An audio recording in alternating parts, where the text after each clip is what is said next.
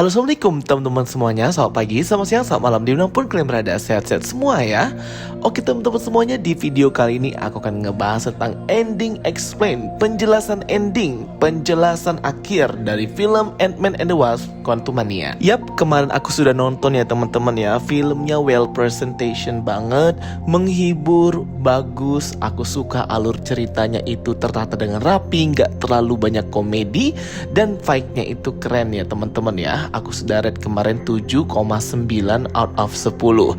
Jadi kalau ada yang nge-rate rendah, kalian jangan langsung ngejudge ya. Nonton sendiri langsung di bioskop biar tahu filmnya ini keren banget. Oke, sebelum kita bahas ending explain dari Ant-Man and the Wasp: Quantumania, kalian wajib banget ya nonton video-video penjelasan aku yang ini. Linknya sudah aku pin di kolom komentar. Ada penjelasan tentang Council of the Kangs juga ya. Perkumpulan Kang dari berbagai timeline, dari berbagai multiverse. Di video aku yang ini langsung tonton aja. Oke, jadi setelah habis filmnya itu, endingnya masih pada banyak yang bingung ya teman-teman. Khususnya orang-orang yang nonton bioskop yang malah kelewatan nonton Ant-Man 1, Ant-Man 2, bahkan series Loki. Jadi untuk memahami film ini, Quantumania, wajib banget kalian nonton series Loki sih kalau menurut aku. Karena itu terkait banget dengan multi timeline, sacred timeline, dan He Who Remain itu sendiri. Jadi akhirnya gimana itu? Si Kang yang kita lihat di Quantumania itu mati atau hanya terserap aja gitu ke dalam bola kristal inti energi multiverse itu ya teman-teman. Apakah benar Kang yang kita lihat di Quantumania itu adalah Kang the Conqueror, the Prime Kang? Tapi kok kayaknya dia ini gak hebat ya, dan terkesan culun dan nerf banget. Kayak bukan Kang the Conqueror yang kita tahu seperti di komik. Kayaknya bukan ya. Wah, banyak banget nimbul pertanyaan. Apalagi setelah keluar post credit scene yang menampilkan Immortus, Ramatut, dan yang satunya kemungkinan Scarlet Centurion, dan varian-varian Kang dari berbagai timeline, berbagai multiverse yang infinite, countless, atau tidak terhitung itu ya teman-teman. Wah, banyak banget deh pokoknya pertanyaannya ya guys. Oke, aku akan menjelaskan ending explain ini sesuai dengan pemahaman aku aja ya teman-teman. Kalau misalnya aku ada salah, mohon dikoreksi. Kita diskusi bareng ngomongin tentang ending explain Ant-Man Quantumania ini. Tulis pendapat kalian di kolom komentar, kita diskusi bareng ya. Sebenarnya kalau menurut aku, ending dari film Ant-Man Quantumania ini tidak begitu sulit ya untuk kita pahami. Jangan terlalu ribet untuk memahaminya. Yang jelas apa yang terjadi di Ant-Man Quantumania sebagai film pembuka fase kelima Marvel Cinematic Universe akan ngelit kita ke big event of Avengers di tahun depan, yaitu Avengers Kang Dynasty. Jadi ending explain film Ant-Man Quantumania ini setelah terjadi baku hantam one by one, hand by hand antara Scott Lang dan juga Kang di akhir film itu sangat intens sekali ya, membuat keduanya babak belur. Namun pada akhirnya Scott Lang pun menang melawan si Kang ini karena dibantu oleh Hope. Berkat Hope inilah ya, si Kang ini bisa terkena dari bola energinya sendiri dan terserap terus meledak. Nah, kita masih nggak tahu dia ini selamat atau dia ini masih hidup juga bisa atau mati karena tidak pernah dipertunjukkan mayatnya. Jadi kemungkinan masih bisa hidup ya teman-teman, kemungkinan kecil. Dan pada akhirnya Scott Lang, Cassie Lang, Janet, Hank, dan juga Hope itu berhasil mengalahkan Kang yang mereka hadapi di Quantumania ini ya. Ia tidak jadi keluar dari Quantum Realm, malah mati gitu ya. Kayak mati sih, tapi aku nggak yakin sih dia mati. Mungkin kayak terserap aja, karena kalau mati harusnya mayatnya ditunjukkan ya teman-teman, biar jelas kayak ya sudah hidup bahagia selamanya. Cuman si Scott Lang itu overthinking ya. Ia langsung teringat dengan perkataan oleh si Kang yang mereka hadapi di Quantumania, bahwa jika ia tidak keluar maka kekacauan dan kehancuran akan datang. Banyak yang akan mati di kehidupan dan di dunia. Banyak varian-variannya yang akan datang yang lebih jahat lagi gitulah. Jadi juga baik si Kang itu sendiri juga manipulatif yang ngomongnya. Dia berkata bahwa variannya yang lain juga akan datang yang jahat, padahal dirinya sendiri juga jahat. Ia bahkan tidak memikirkan tentang kehidupan orang. Yang ia ingin pikirkan hanyalah balas dendam dengan varian-variannya yang sudah menghukum dia dan mengasingkannya ke Quantum Realm. Karena kan yang membuat si Kang ini jatuh dan terjebak ke Quantum Realm di Subatomic Universe itu kan oleh karena varian-variannya itu ya teman-teman, yang menghukum dan juga mengasingkannya. Karena kayak kalah pertarungan gitu ya. Jadi sebenarnya dia juga mau balas dendam tuh sama varian-variannya. Yang kita lihat ada 3 orang dan masih banyak lagi ya di post credit scene terkenal di komik dengan sebutan The Council of the Kang, perkumpulan para Kang dari berbagai timeline, dari berbagai multiverse. Karena semenjak kematian He Who Remain di series Loki, maka sudah tidak ada lagi sacred timeline. Semuanya kacau. seperti yang dikatakan Kang kepada Scott Lang di Quantumania, bahwa varian-variannya yang lain itu juga memulai kekacauan, tidak hanya dirinya sendiri. Sehingga apa penglihatan yang dilihat oleh Janet Van Dyne itu juga terjadi di dunia lain, di timeline lain, dan di universe yang lainnya. Karena secara bersamaan ini ya, Kang-Kang yang jahat ini, cuman memang kekuatannya itu berbeda-beda. Ada yang kuat banget, ada yang hebat banget, ada yang cupu banget.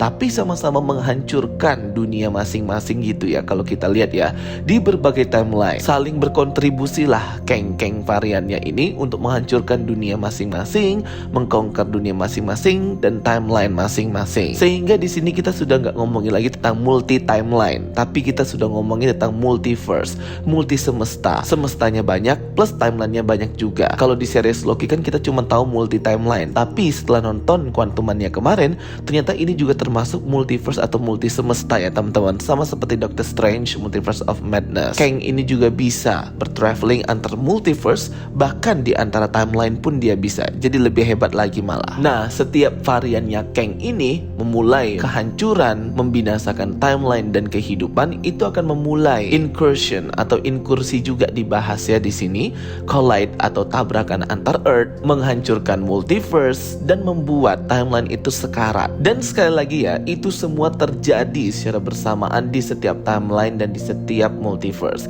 Sehingga Kang yang kita lihat di Quantumania itu ingin menghentikan hal tersebut biar dialah menjadi satu-satunya Kang yang paling supremasi, primal. Makanya dia harus keluar dari Quantum Realm untuk membunuh para variannya itu yang juga sedang berbuat kekacauan. Bukan berarti ia ingin menyelamatkan kehidupan dan dunia tersebut, enggak ya.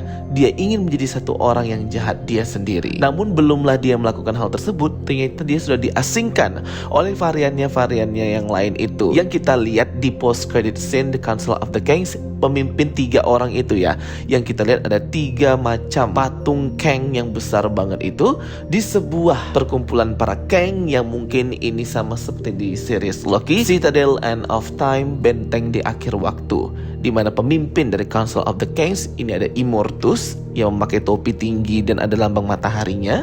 Kemudian yang di sebelah kirinya itu ada Ramatut berpakaian layaknya Firaun di zaman Mesir kuno, dan di sebelah kanannya itu kayak manusia cyborg gitu ya, tapi aku nggak tahu itu siapa, palanya botak, mungkin Scarlet Centurion. Nah, mereka bertiga ini mengasingkan Kang yang kita lihat di Quantumania untuk menghancurkan dan menggantikan mereka bertiga ya, mengacaukan apa yang sudah mereka buat. Mungkin semua peraturan tentang multiverse itu ya teman-teman, dan multi timeline. Jadi pada dasarnya Kang yang kita lihat di Quantumania itu cukup hebat juga ya, bisa membuat 3 orang Kang ini, Ramatut, Immortus, dan Scarlet Centurion itu menjadi khawatir. Namun akhirnya mereka sudah senang karena menurut mereka Kang yang di Quantumania itu sudah mati dibunuh oleh mereka. Nah, mereka itu ialah Scott Lang dan keluarganya ya. Immortus pun mengumpulkan Kang-Kang yang lainnya karena Scott dan para Avengers sudah hampir menyentuh multiverse atau sudah mau terungkap gitu ya, tabir akan multiverse ini dan multi timeline yang sebenarnya harus rahasia. Aku nggak ngerti ya, mereka tahu nggak sih di Doctor Strange Multiverse of Madness sudah ada Scarlet Witch yang mengacaukan multiverse dan menyebabkan incursion atau inkursi. Nah, ini aku agak masih kurang ngerti ya bagian ini. Dan sebenarnya Council of the Kangs, Immortus, Ramatut, Scarlet Centurion apakah mengetahui tentang keberadaan The Celestial, The Prime Celestial, Arishem, dan semua kawan-kawannya, yang dimana para Celestial inilah yang menciptakan planet, galaksi, dan sebagainya. Nah, itu aku masih kurang ngerti ya teman-teman ya. Aduh, ini makin bingung banget ya guys ya. Seharusnya bisa lebih diperjelas lagi lah. Aku pengen banget diperjelas akan hal ini. Apakah mungkin kalau kita berbicara tentang penciptaan alam semesta, galaksi, planet, gravitasi itu ngomongin celestial, tapi kalau kita membicarakan tentang takdir, jalan hidup, flow of time, timeline, setiap makhluk hidup itu yang mengaturnya ialah Kang, termasuk He Who Remain kemarin yang menciptakan Sacred Timeline. Jadi kayak bagi tugas gitu. Nah, aku pengen lebih diperjelas ya. Jadi ini tuh masih di garis yang fiktif-fiktif, unpredictable, dan masih bias banget. Council of the Kangs pun berkumpul untuk membahas tentang para Avengers ini. yang sudah hampir touch the multiverse dan mengetahui rahasia multiverse dan multi timeline. Dan ini tentunya akan mengancam keberadaan para Kangs dan juga semua yang sudah mereka atur ya. Itu yang dikatakan oleh Immortus itu. Immortus ini sebenarnya kalau di komik baik ya, tapi kalau aku lihat di versi post credit scene-nya ini, aku nggak ngerti apakah dia ini baik juga atau dia juga sama jahatnya sama kayak dengan Kang, termasuk Ramatut dan Scarlet Centurion itu ya guys. Kemudian di end credit scene yang menampilkan series Loki, yaitu Mobius dan Loki sedang menonton pertunjukan dari salah satu varian Kang, Nathaniel Richard, yang bernama Victor Timely. Victor Timely ini juga sama ya, varian dari Kang juga, namun berasal dari tahun 1970-an gitu kalau kita lihat di sini ya, karena pakaian mereka masih pakaian zaman old gitu, atau mungkin 1940 juga, aku masih agak kurang ngerti sih. Victor Timely ini mempertunjukkan di atas panggung tentang posibilitas teknologi masa depan mesin waktu gitu, yang pada waktu itu belum ditemukan pastinya ya. Namun di sana sudah siap ada Loki dan Mobius. Aku nggak tahu apa yang akan mereka berdua lakukan. Sepertinya mereka akan menyerang Victor Timely ini ya, karena di ending series Loki kita lihat bahwa TVA sudah digantikan oleh Kang yang lainnya, bukan He Who Remains. Nah ini udah beda lagi ya, kalau Kang yang ini memimpin TVA atau Time Variance Authority setelah kematian He Who Remains. Jadi udah beda lagi ini ya teman-teman ya, bukan Kang yang kita lihat di Quantumania. Jadi bener deh seperti teori kita bahwa Kang ini it's unlimited, tidak terbatas, tidak terhitung jumlahnya, variannya. Di setiap film itu merupakan Kang yang berbeda-beda walaupun diperankan oleh orang yang sama. Sebenarnya untuk end credit scene atau post credit scene kedua itu tidak terlalu berpengaruh untuk filmnya Quantumania, karena itu kayak ngelit kita ke series Loki season kedua aja. Yang berpengaruh itu ya post credit scene, middle credit scene yang pertama yang menampilkan Council of the Kangs yang banyak banget itu, dan 3 orang Kang, Immortus, Ramatut, dan Scarlet Centurion ya. Karena disitulah yang majorsnya, yang pentingnya gitu, ngelit kita ke Avengers Kang Dynasty, yang dimana sampai sekarang kita masih belum bertemu nih mana Kang yang paling hebat dan paling jahat, yang dikenal dengan The Prime Kang, The Conqueror. Ada julukan The Prime-nya dari Earth 6311 seperti di komik. Soalnya kalau kita lihat di Quantumania itu kayak cupu banget ya, itu kayaknya bukan Kang The Conqueror deh guys ya kalau menurut aku. Gimana kalau menurut kalian? Aku pengen banget dapat diskusi dengan kalian dan pendapat kalian juga, karena jujur di sini aku juga masih sedikit agak bingung, namun aku mencoba berpikir sesederhana mungkin ya, biar gak tambah kebingungan guys.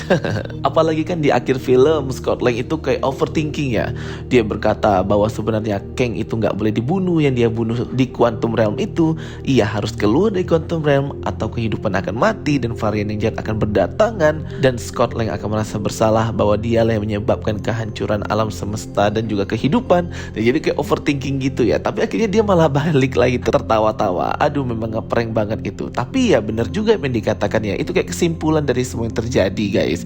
Jadi kita buat simple dan sederhana aja, karena menurut aku sebenarnya kalau ngomongin masalah multi timeline, multiverse itu memang kayak series Loki aja gitu ya.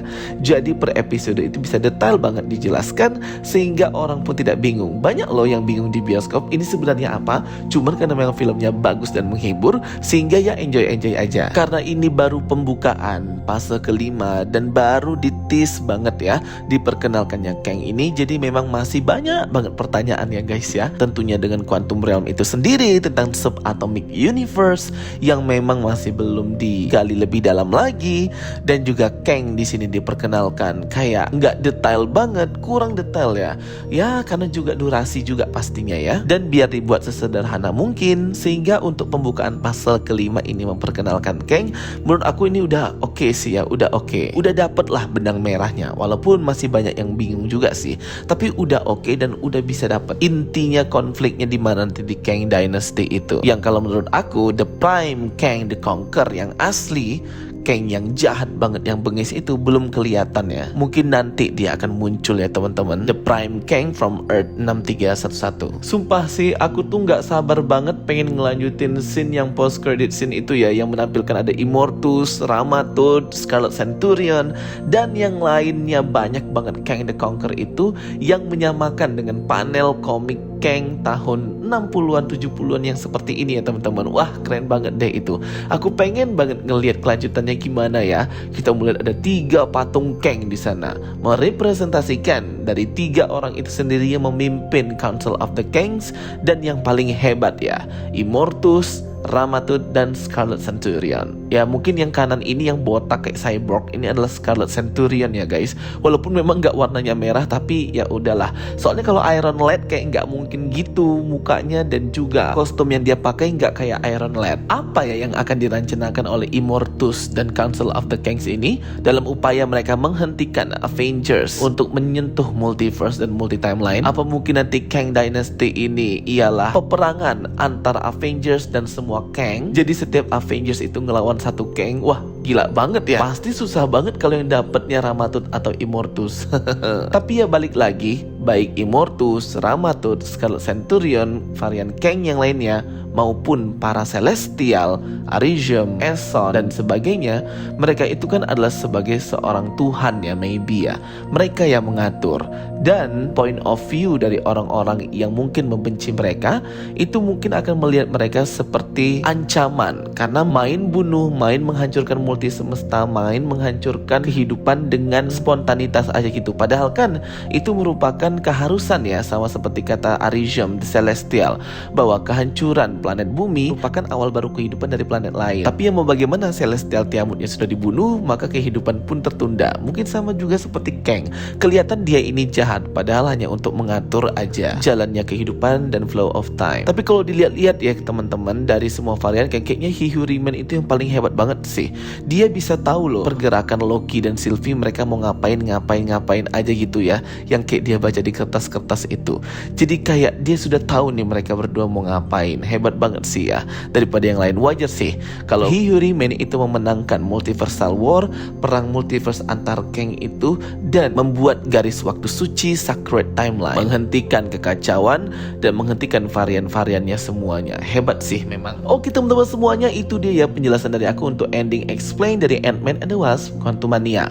Wajib banget bagi kalian untuk tulis pendapat kalian dan pertanyaan di kolom komentar ya. Kita diskusi bareng guys. Aku pengen denger juga nih point of view dari kalian, dan mungkin bisa menambah informasi aku, menambah informasi teman-teman yang lain yang masih bingung nonton film ini. Thank you for watching my videos. Don't forget to like and subscribe. Kita ketemu lagi di video-video aku berikutnya. So stay tuned and stay watching. Sampai jumpa semuanya. Bye bye. See you next time.